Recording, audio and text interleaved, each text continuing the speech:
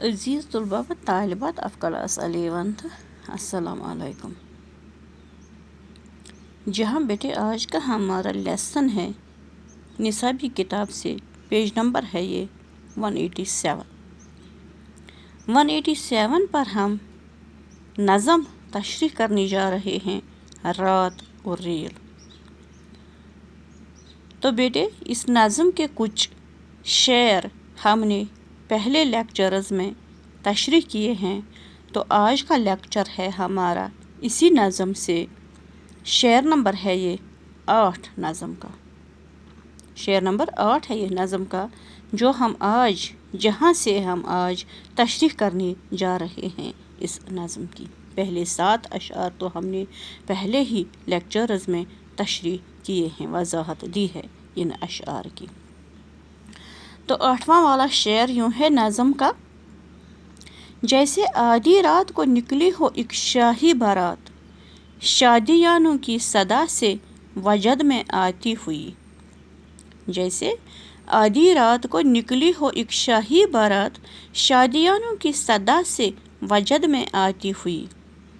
فرماتے ہیں نظم کے اس شعر میں شاعر اسرار الحق مجاز صاحب، جو ہی یہ ریل گاڑی رات کے وقت نکلتی ہے تو ایسا محسوس ہو رہا ہے جیسے آدھی رات میں کوئی، نصف رات میں کوئی شاہی بارات نکل رہی ہے، یعنی شان شوکت سے کوئی بڑی بارات نکل رہی ہے، روشنیوں میں جلملاتی ہوئی، بل کھاتی ہوئی، گانا بجاتی ہوئی، کھیلتی ہوئی، جھومتی ہوئی، ڈگمگاتی ہوئی کوئی بارات جیسے نکلتی ہے اس آدھی رات کے وقت، شادیانوں کی صدا سے وجد میں آتی ہوئی.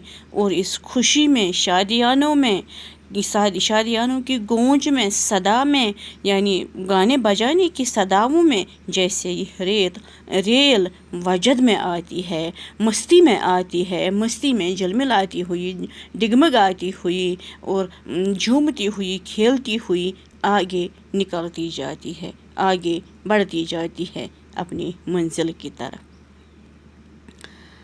تو ایک اور شعر: منتشر کر کے فضا میں جا بجا چنگاریاں، دامن موج ہوا میں پھول برساتی ہوئی.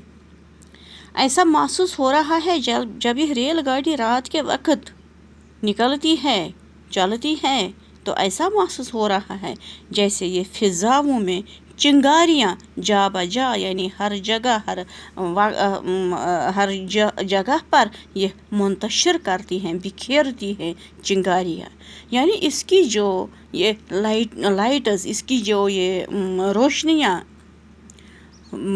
روشنیاں ہوتی ہیں رات کے وقت، تو رات کی تاریکی میں ایسا محسوس ہو رہا ہے اس ریل گاڑی کی یہ روشنیاں، یہ بجلیاں جیسے فضا میں کہیں چنگاریاں منتشر ہو رہی ہیں، یا ایسا محسوس ہو رہا ہے جیسے اس ریل گاڑی کی لہروں کے دامن سے، ریل گاڑی کے چلنے سے جیسے محسوس ہو رہا ہے اس کے دامن سے ہوا میں پھول بکھرتے ہیں، پھول برساتی ہے یہ ہواؤں میں، فضاؤں میں، یا چنگاریاں بکھیرتی ہیں یا پھول برساتی ہے اپنی اس رواں دواں ہونے سے.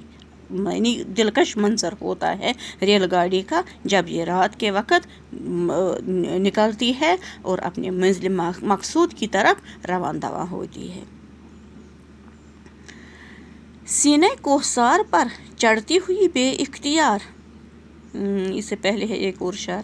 ہاں بیٹے: تیز تر ہوتی ہوئی منزل بہ منزل دم بہ دم، تیز تر ہوتی ہوئی منزل بہ منزل دم بہ دم، رفتہ رفتہ اپنا اصلی روپ دکھلاتی ہوئی.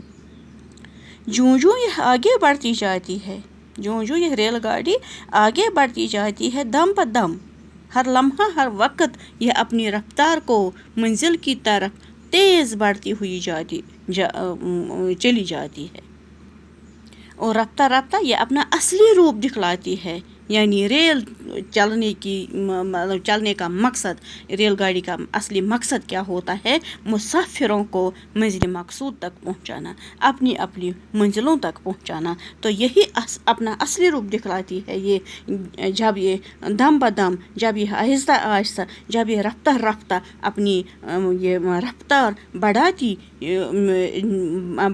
ہوئی آگے چلی جاتی ہے، تو ایسا محسوس ہو رہا تھا کہ اس کا اصلی مقصد ہے مسافروں کو اپنی منزل تک پہنچانا۔ یہی ہے اصلی روپ اس ریل گاڑی کا۔ تو یہ اصلی روپ اپنا دکھلاتی ہے یہ، جب اپنی یہ رفتار بڑھاتی ہوئی آگے چلی جاتی ہے۔ سینے کو سار پر چڑھتی ہوئی بے اختیار ایک ناگن جس طرح مستی میں لہراتی ہوئی۔